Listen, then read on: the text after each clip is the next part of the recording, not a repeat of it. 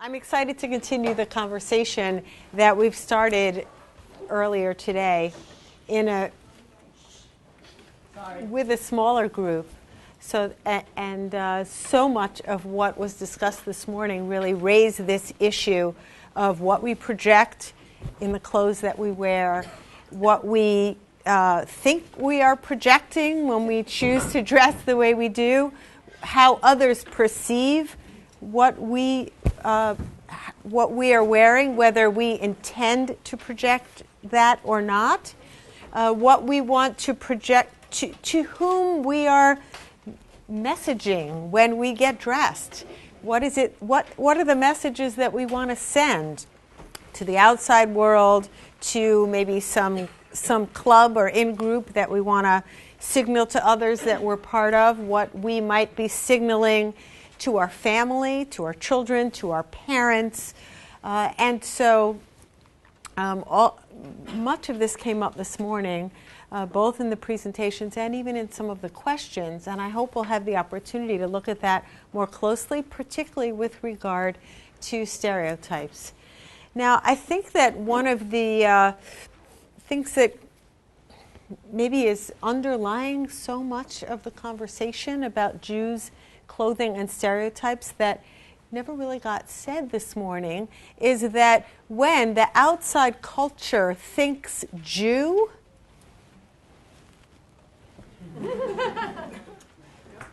right?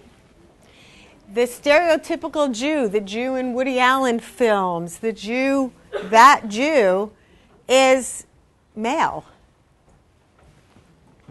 So where do Jewish women fit in this equation? No matter what Jewish women are wearing, the stereotype Jew is, the Jewish woman is actually completely invisible in this.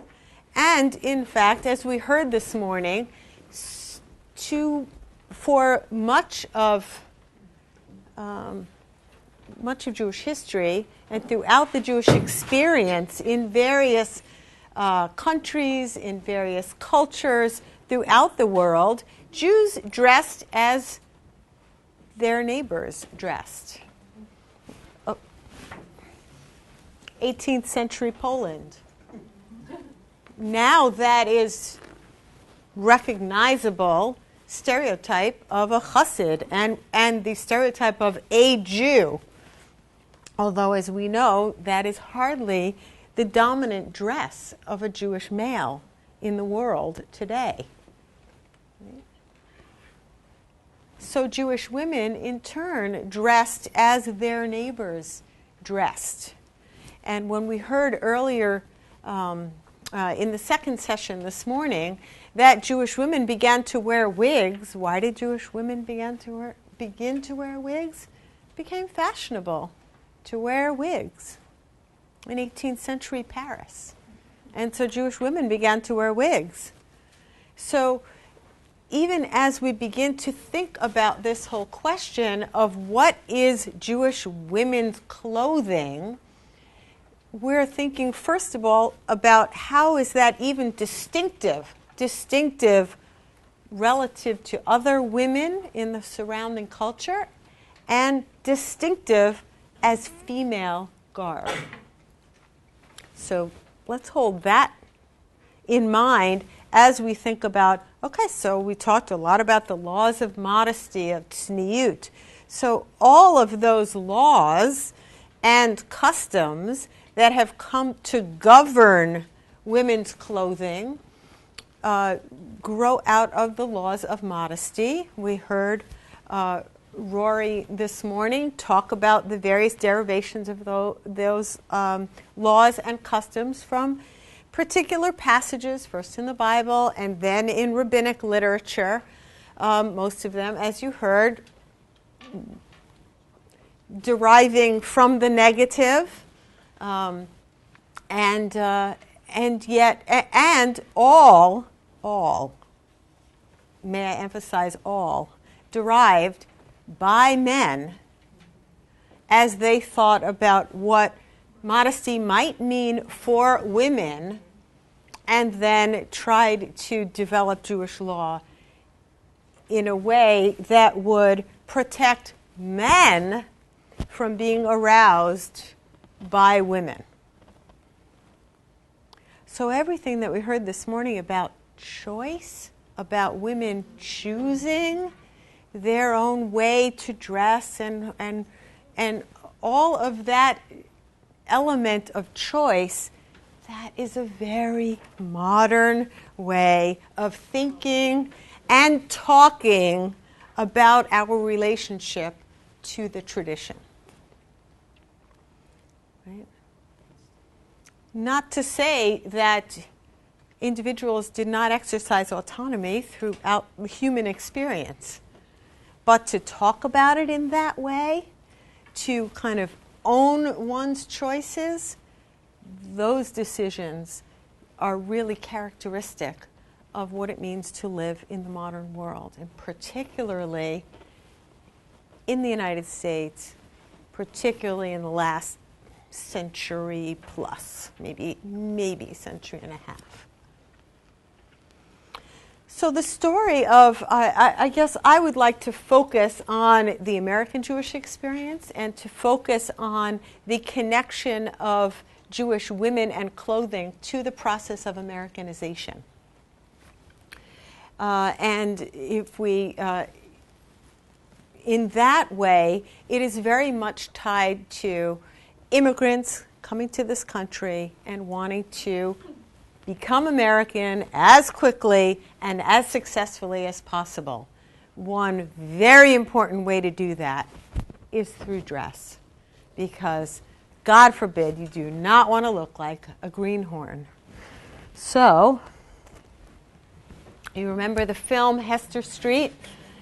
Carol Kane won an Academy Award for this role.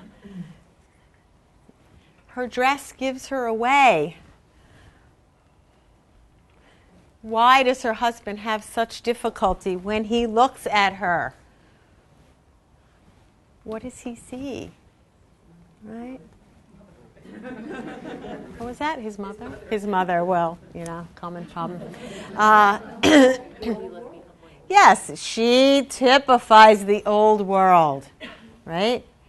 The heavy wig and the hat on top of the wig, the drab clothing buttoned up to the neck, long sleeves.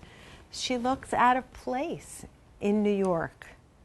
And that cannot be. He can't be. He is trying so hard to be an American. He, of course, arrives first. And then when his wife steps off the boat looking like this is everything he tried to leave behind. He can't be with her, right? But if you, at the same time that you have Jewish women arriving, often after their husbands, or maybe after their sons, who exemplify the old world, at the same time, you have young women working in the garment district. Well, they know what the next fashion's going to be before it's out there, because they've sewed those shirtwaists. They know what it is, and they want to own that fashion as quickly as possible. And if that means taking that style, the pattern home and making a cheaper version themselves, that's what they do. And so the contrast between the old world and then young women who are in the vanguard of adopting and embracing American fashion is very much alive in the first few decades of the 20th century. And they themselves, as they become mothers, become the consumers. So they not only outfit themselves, but they outfit their children, they outfit their husbands, right? And then beyond clothing, they outfit their homes, right? And they make sure that the family is eating. So American food, American dress, American looking homes. So that's where you begin then to see the role of the American Jewish woman as pivotal to consumption, pivotal to creating this upwardly mobile American Jewish family. And that gets us to, I guess, where we will focus here today, which is what happens to where that Jewish American princess stereotype comes from, and there's a whole lot that we can say about that. So you will have to bear with me, because the only way to get this clip was we have to listen to a 15-second commercial. So Jewish Theological Seminary in America. not that one.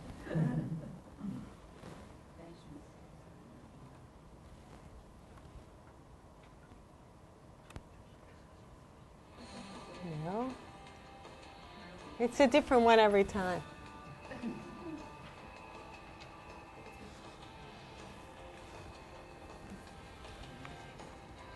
The clip you'll see is Gilda Radner from 1980.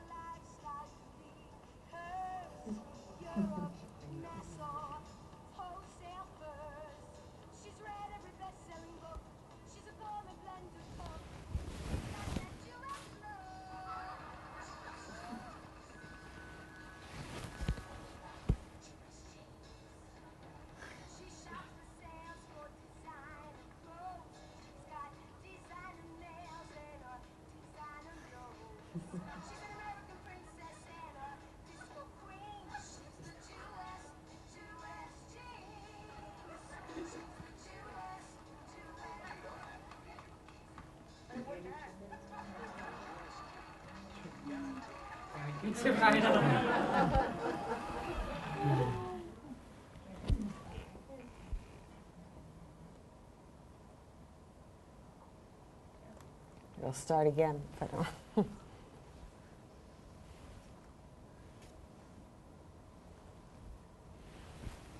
Okay.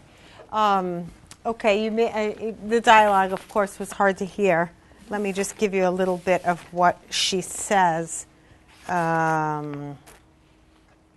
She's read every best-selling book. She shops for sales, for designer clothes. She has designer nails and a designer nose. And then she ends with, "You don't have to be Jewish, but it wouldn't hurt." Okay? So this is 1980. Hold this in your mind. This is as Gilda Radner begins to own this stereotype. But first,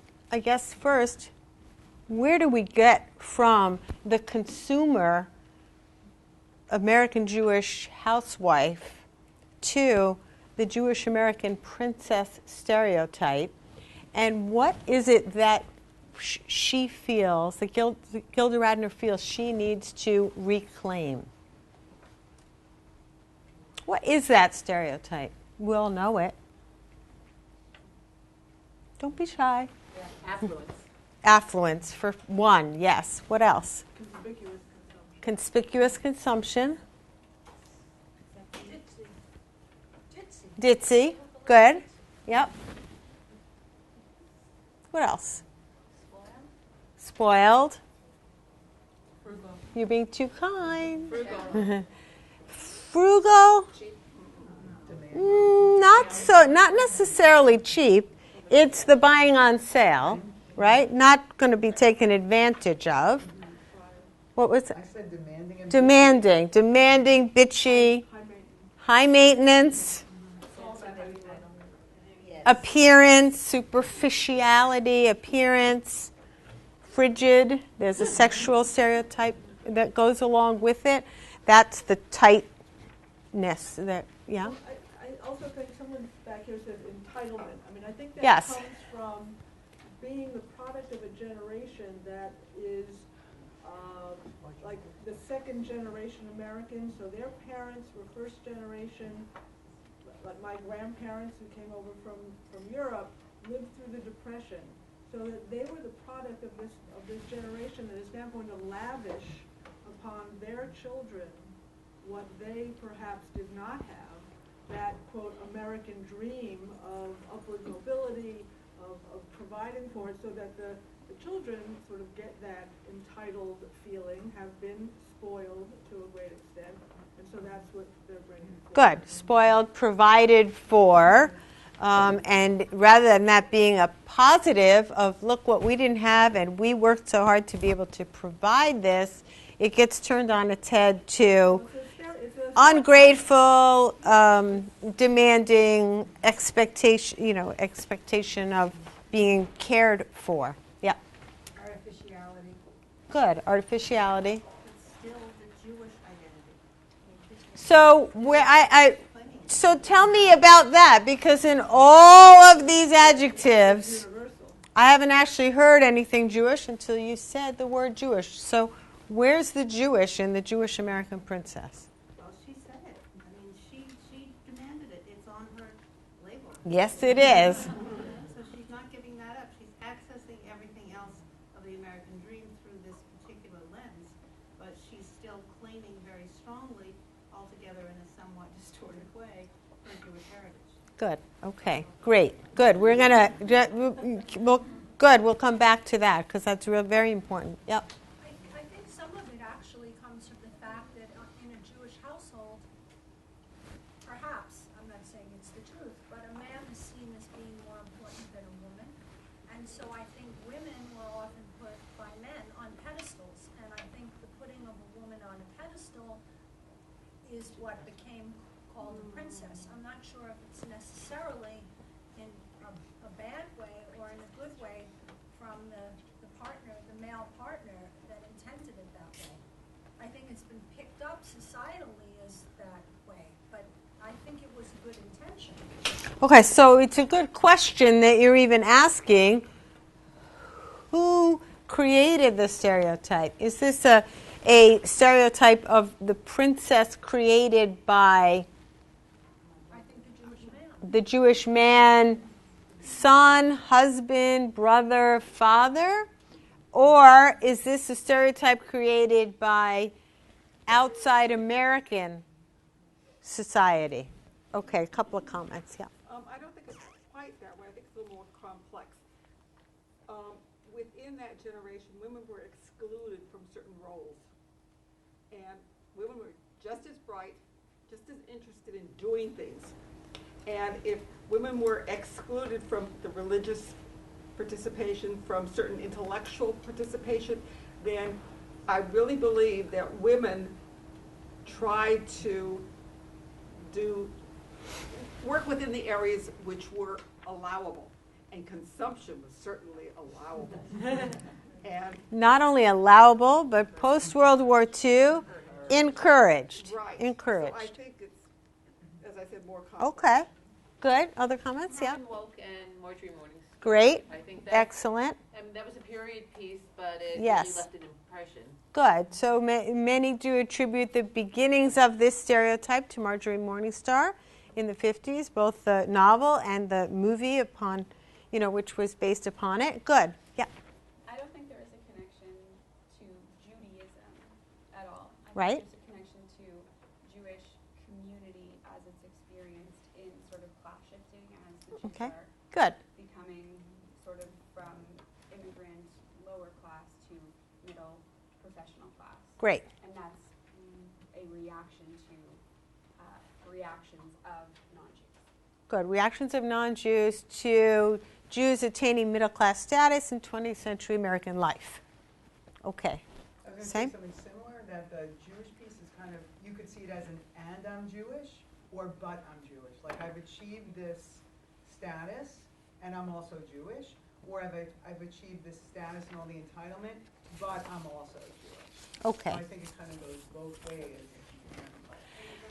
Relating to the male aspect, the woman's ornamentation is a demonstration of the man's capacity to provide. Excellent. Thank you. Yes. So this very much relates to what you, Diane, said, that yes, at a period of time where we're talking about the middle-class family coming into its own in the post-war period.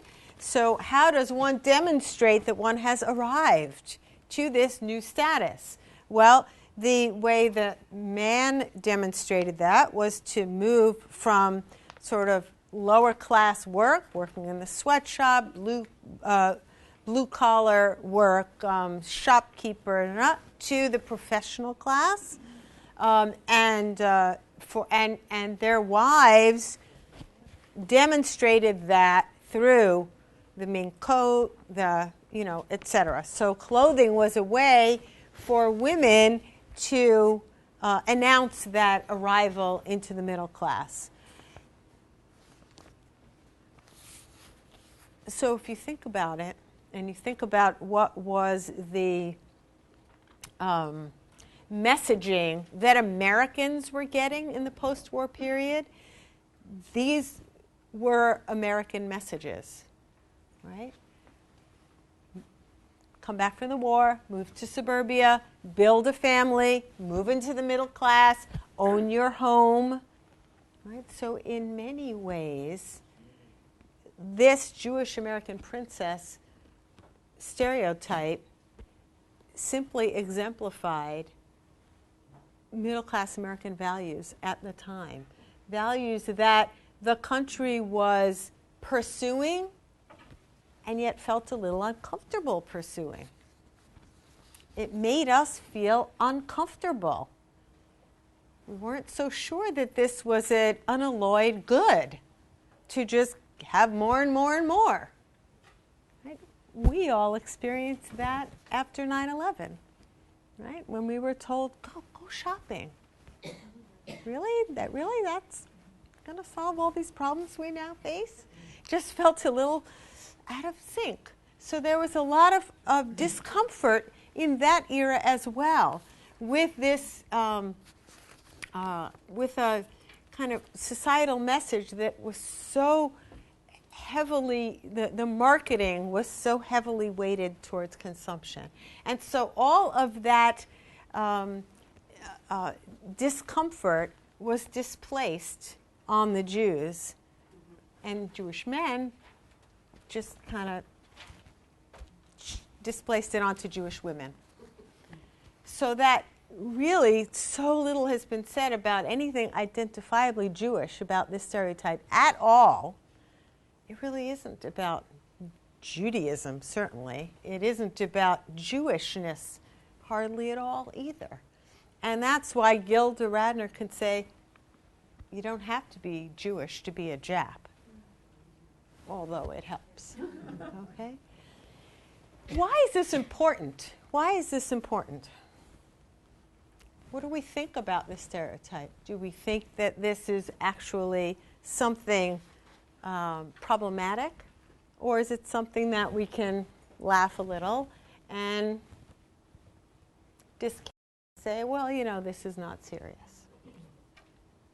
But I think it was more of a universal experience, because in thinking back, it seems to be that was also the rise of what I call hyphenated Americanism. Mm-hmm. And so I wasn't, I became Mexican American, and my friends were African American, and I think this is all part of that, where everybody's trying to find their kind of American identity, but at the same time trying to negotiate what their own kind of cultural identity was in relation to that.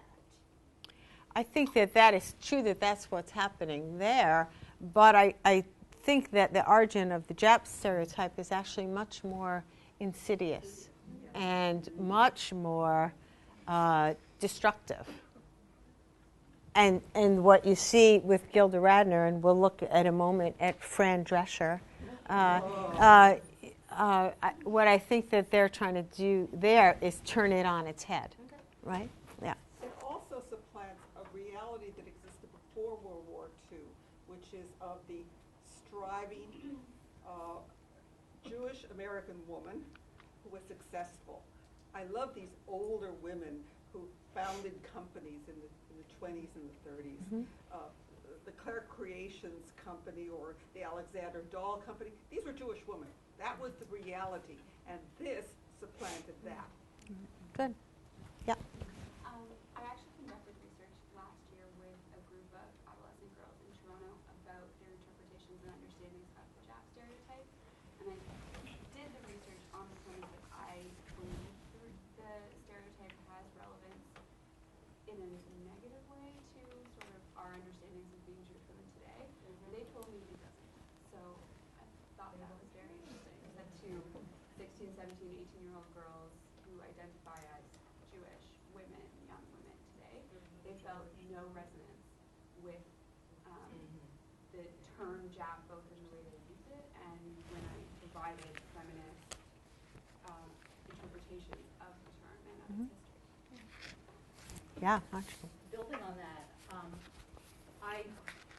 my association with Jap as a feminist was entirely negative. I have friends who are slightly younger than I am, in their 20s to 30s, who have reclaimed it and are proud of it and are aware of all these resonances and think it's fabulous. Right. So I think that's kind of interesting that the younger ones than that are just like, what, I don't get it at all. Right. But you can only get to that point. Let me just give you, to refresh some of our memories and maybe educate others. In the most popular T-shirt at American University in the 80s read "Slap a Jap." In 1988, Z100, the radio station in New York, sponsored, it's a Slap a Jap contest. In 1982, the Jap stereotype was used as a defense in a murder case in Arizona. Now we know about Arizona. But, the all-Gentile jury exonerated Steven Steinberger of the murder of his wife Ilana because of his Jap defense. He claimed his wife was nagging, frigid, materialistic. He was acquitted, allowed to inherit his wife's property, and a juror told a reporter, the guy shouldn't have been tried, he should have gotten a medal. And this continues today in Midwestern universities where East Coast Jewish women are called coasties. And again, that a personification of American Jewish affluence. And again, clothing plays a prominent role. How can you tell a coastie? Her Ugg boots. Her Ugg boots. Coastie. Like the East Coast, the West Coast? Yeah. Yes. I grew up in an affluent community in New York. I haven't lived here in a long time. Graduated from high school in 1974. And in my high school yearbook, I wrote, as you were allowed to write a few lines, if you wear the latest styles of clothes with grace and class, you'll surely win respectful smiles, although you are a perfect ass. And I put that in my yearbook because out of rebellion against exactly what you're talking about, I had it. I just couldn't stand the selfishness and the materialism and all of the negativity that came with, in essence, who I was. I mean, I didn't subscribe to those values, and I wasn't the girl who dressed with grace and class and all that crap. But it was a reflection on me, and I didn't want to be a part of it, and I wanted the school to know how I felt about them. And those were my parting words. You probably weren't the prom queen then. I didn't go to graduation. There you go.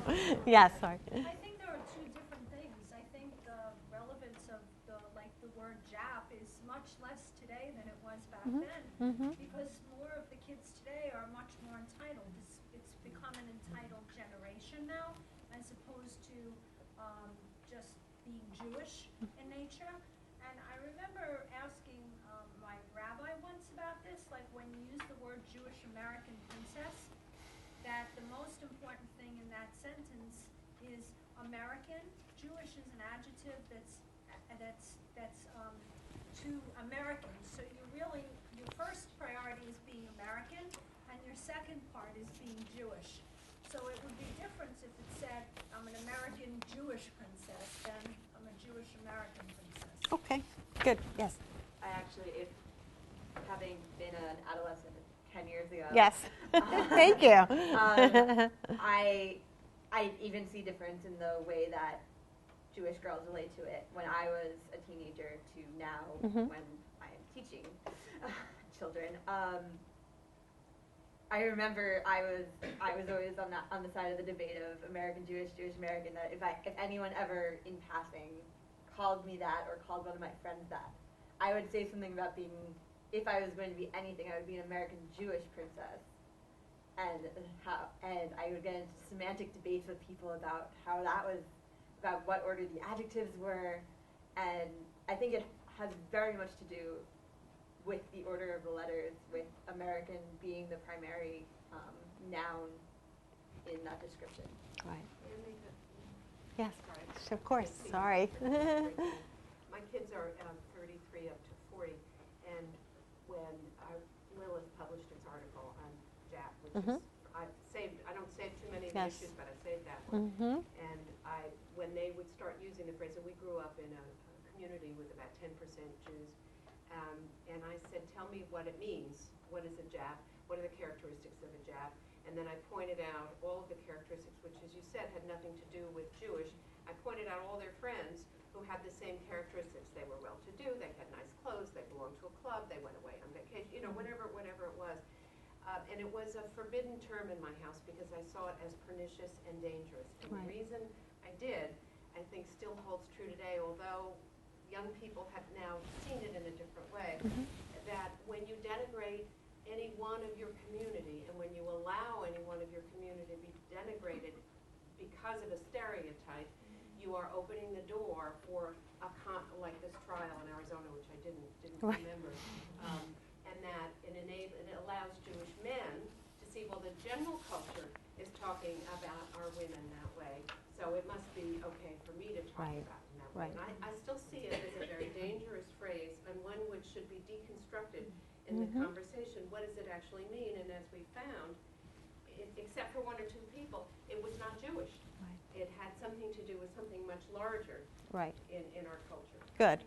Which is, in fact, why, and I think we'll just skip the clip, but we'll skip the clip. You've all seen the show, but which is why a show like The Nanny could become so popular, because yes, she's Jewish, and yes, she embodies the stereotypes, but it's very, the Jewishness is very backdrop, right? It is all the stereotypes with very few distinguishingly Jewish markers as opposed to cultural markers. You look at her mother, you know she's Jewish, she's from Flushing, you know her accent, but these are stereotypical markers. But in the end, this can become such a popular show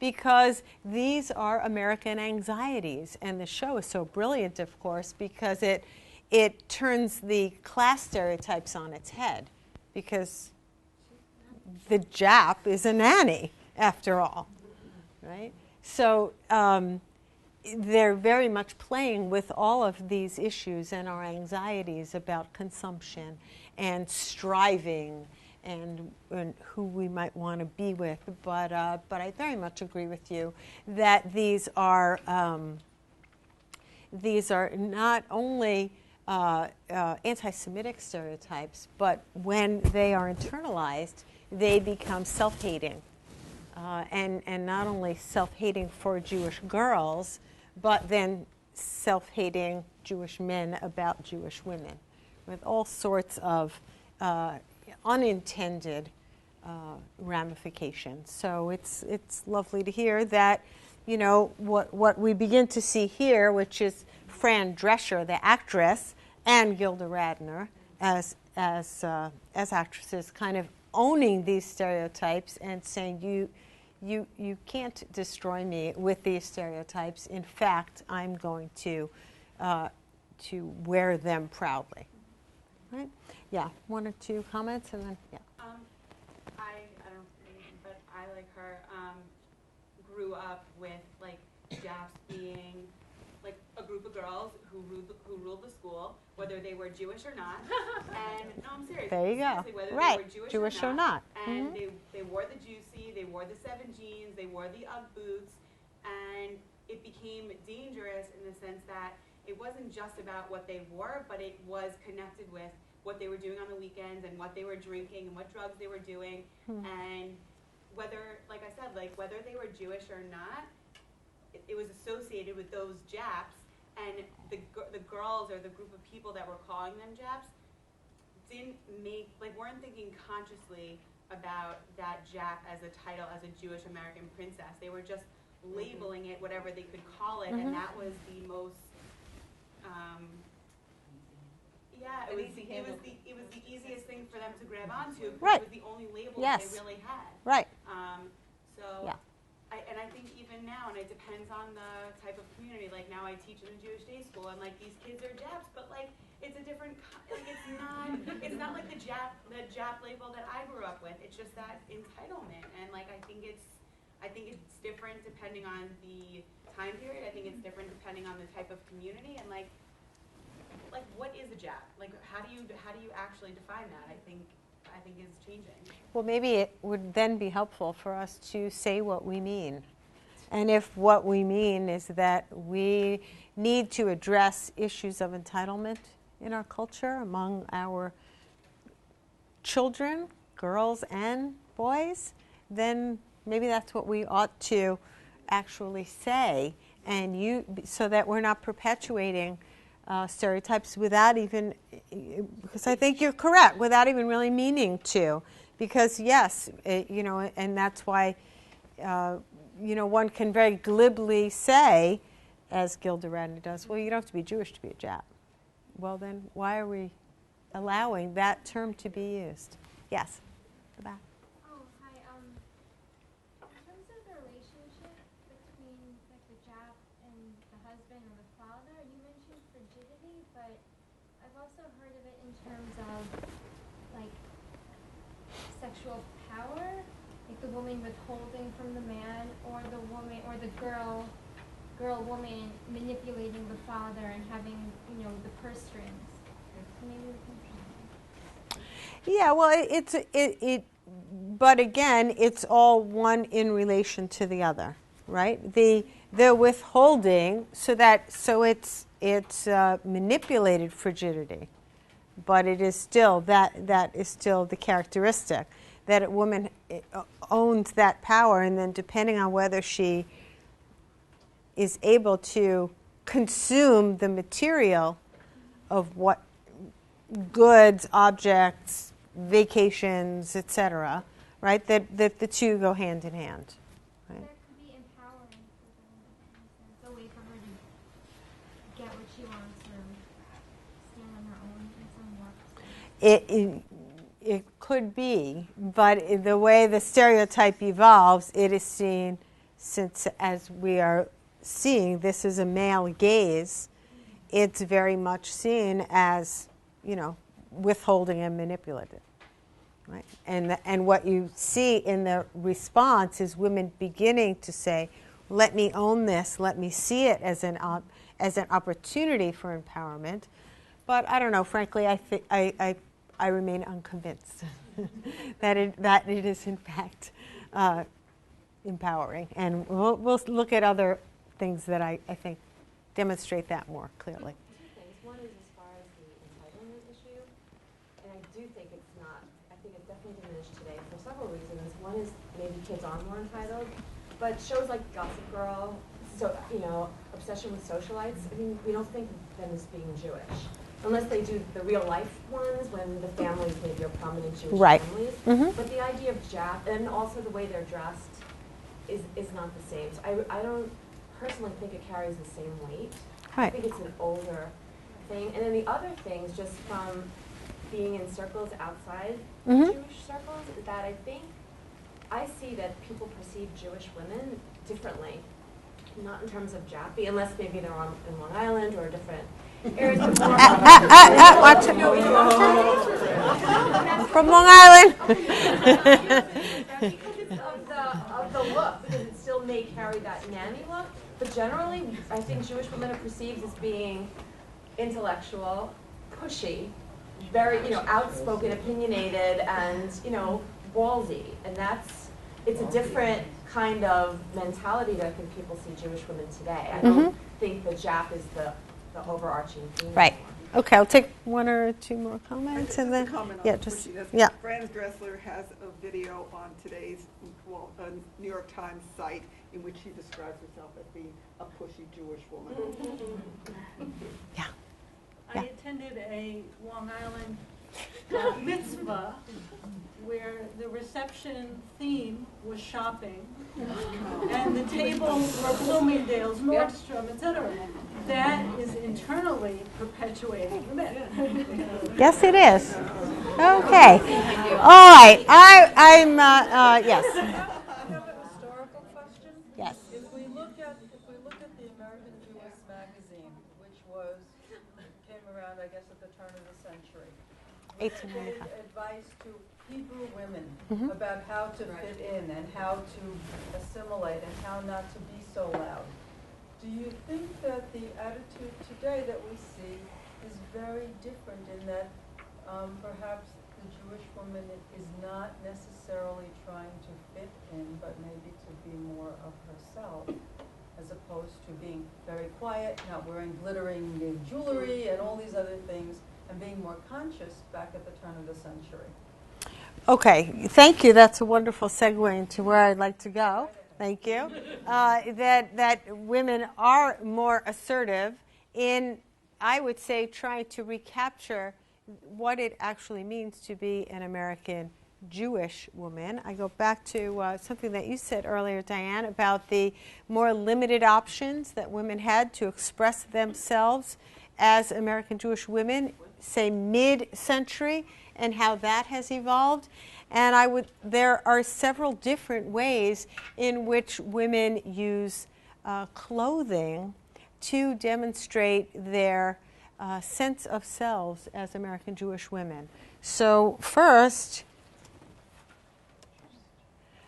so one way is through the jewelry, right? Where instead of hiding your identity, you are out there with it, whether it's the Magen David, whether it's the wedding band with Hebrew on it, or the name necklace, which was so popular at a certain limited period of time.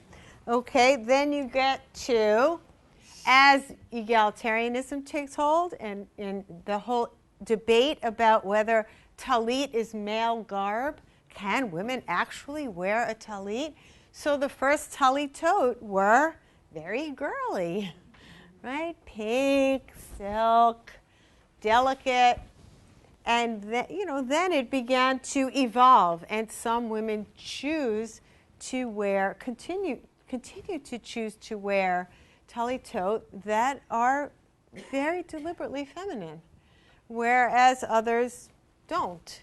But the choice is there, and very much part of that embracing of, okay, I'm actually going to own the Jewish part of being an American Jewish woman, and in so doing, I'm going to wear identifiably Jewish garb. And then, of course, for women, the headgear is much more difficult than the talit or not, I have found. And so the question is then, do women wear a man's kippah? Or it certainly never worked with my hair. So, these kind of looser knitty things work much better, when you don't have straight hair. And so now, thanks to the beauty of the internet, you can find any of this with just, searching very, very briefly. So this is one way in which Jewish women have begun to own their identity as Jewish women. And, of course, then this just signifying that entering into the religious conversation in terms of religious life.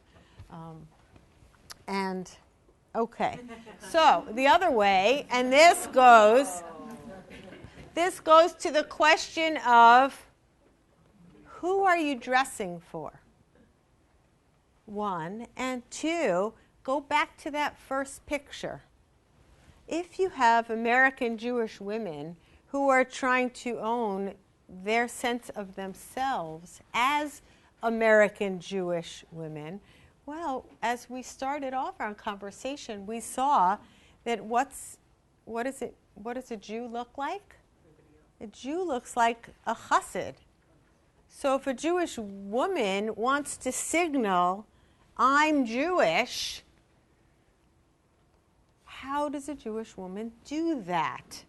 And in the 80s and 90s, young Jewish women were struggling to find ways to do that, to signal both to the outside world and also, and maybe especially, to young Jewish men that they were the ones that they should be looking at or looking for. Okay? So, one is I think the first clue was those denim skirts, although they usually came with sneakers. But of course, when it started, there was no internet anyway, so, I had to find more contemporary photos. But now, you get to something much more contemporary, and this goes back to the conversation from this morning of how women choose to embrace the concept of modesty in dress. Right? So how does one define that sense of modesty? And as we heard from Rory this morning, that is very much defined by what community one wants to be in conversation with. Right? And this conversation is not about words. This conversation is all about clothing and appearance. Right? So if you want to be in conversation with a certain traditional Orthodox community, then not only do you need to dress modestly by really any standards, you need to dress modestly in a specific way. And that way, which a generation earlier may have been a denim skirt, now involves this kind of, kind of leotardy thing underneath a shirt, so that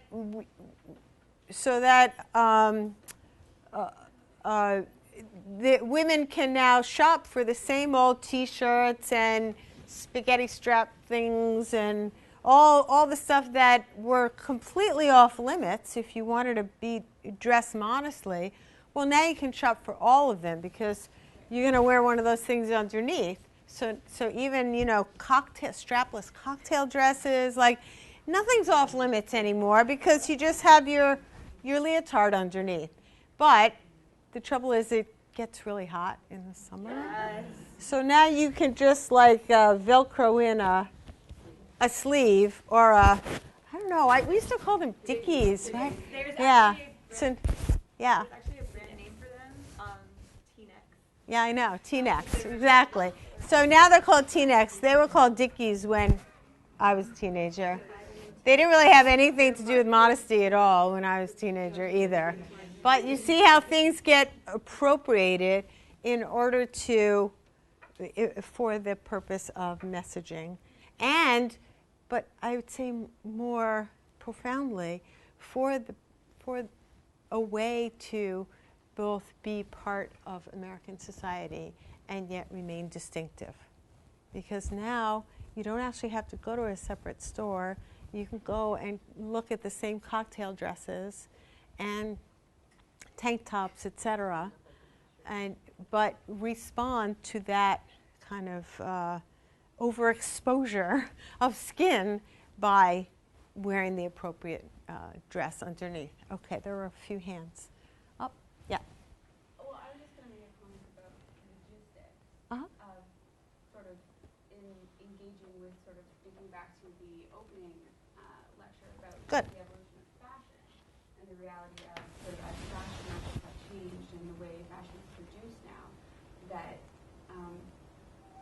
there are sort of the logistics of there are only so many types of styles offered to the mass market at an affordable price. So this type of fashion, which has now become a trend in, say, some Orthodox communities, may in fact, another way to look at it could be a logistical response or evolution in response to needing to buy certain clothes at a certain price point and not having them available in the right shape or size or length to meet other guidelines that they're following, such as modesty guidelines, and therefore coming up with this type of configuration to meet those other needs and other concerns. Great. Yes, it also shows great women's entrepreneurship, because these are women at home put up these websites and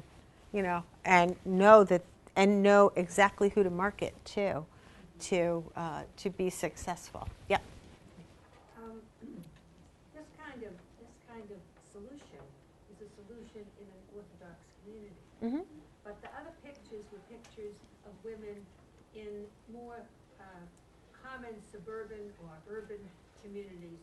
So if it does solve a problem for one set, the other set that is that had been stereotyped still has the dilemma, if they accept it as a dilemma, of distinguishing themselves in a way that is not jappy.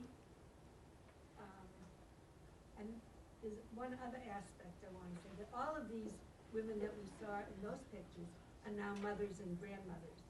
So the question is whether they have passed on this lifestyle to their children and grandchildren, and has it become so common that we now accept that? Yeah, that's a great question. That let's hope at at our next session, that intergenerational panel, if it doesn't come up, someone should ask it, right? Because I hope that we'll deal with that. Yeah. I don't know how many of you saw, but a few weeks ago, Oprah Winfrey went into the Orthodox community, and it just brings back to the first point. She said, like, when you walk down the street, she had never been exposed to the Hasidic community, and it's the first time ever that she did an interview there. One of the things that she said is it's very easy to distinguish what an Orthodox man looks like, and she was completely fascinated by, like, that they were wearing shaitels. She could not believe how beautiful, like, she thought it was the hair, and they looked just like when you were. Okay, tznius sexy. This is a shaitel. This is all the rage in Borough Park. This is a gorgeous shaitel with some sort of gold lame thing, dress top thing going on there. So yes, this is again goes back to some of the themes we heard this morning about how one can both how women, how women can choose to interpret the laws of modesty in ways that allow them some empowerment while not overreaching. And I guess depending on the community, the definition of overreaching obviously changes. We're kind of running out of time, but this is a wonderful video here. I don't know what to do first, but this one's a little too lengthy. Of two women in a dress, they opened a dress shop, and they talk about how, well, the laws of modesty are kind of gray, so we have our own interpretation of them, and so we think that we have leeway. And then this is a clothing swap that they hold for women to come and get colorful, beautiful clothes that are within the boundaries of modesty. But what's fascinating here is here are these women. They are not rabbis. They are not speaking in the name of any rabbis.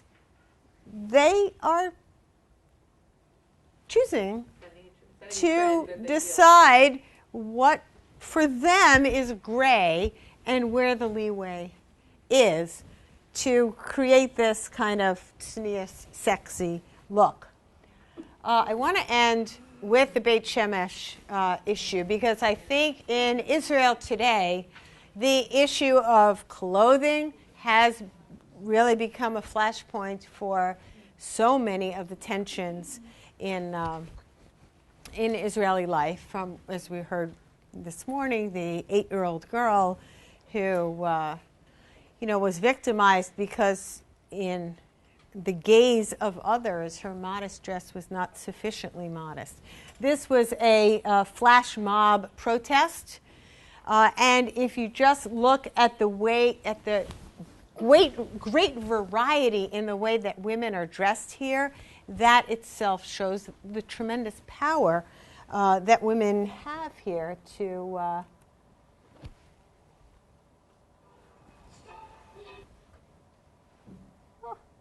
happen. What if your whole digital world were kept safely at home, accessible from everywhere, anytime, on any screen? What if has become what is?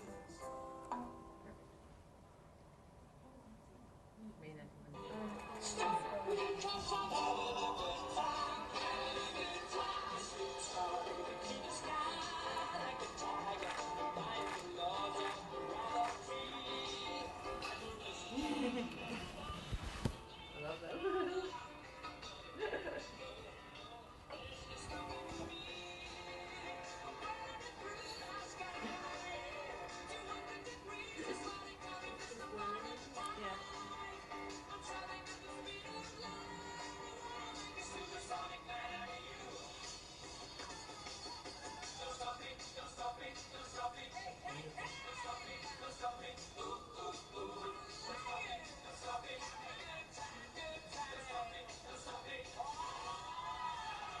You don't even sing when they do rehearse it.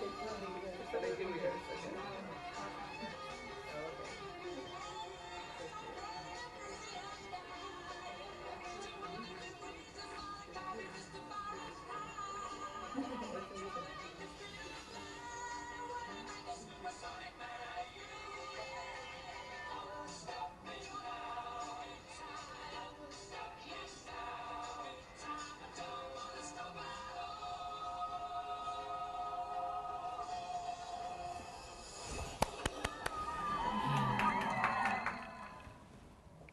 Okay. Where did that take place? In Beit Shemesh. Yes.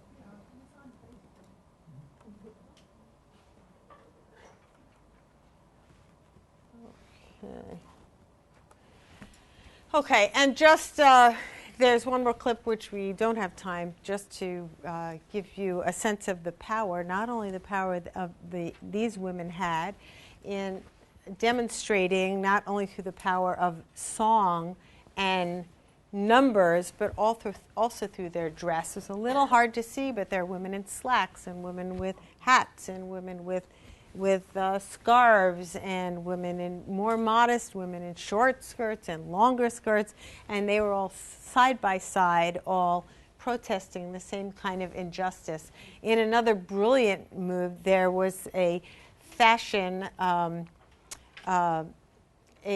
show that took place, that was filmed on an Israeli bus, that had very scantily clad women, both in male mock Hasidic dress and in female dress, male models, Hasidic scantily, without the slacks or whatever.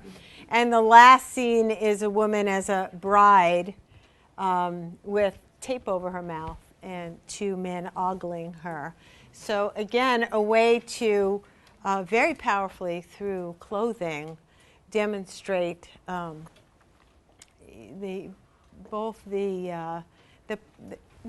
power that clothing has, both to judge, to silence, to shame, and to empower. And I guess if we leave with that message, it is to own our choices, not only in our clothing, but in our sense of ourselves as American Jewish women. So, thank you.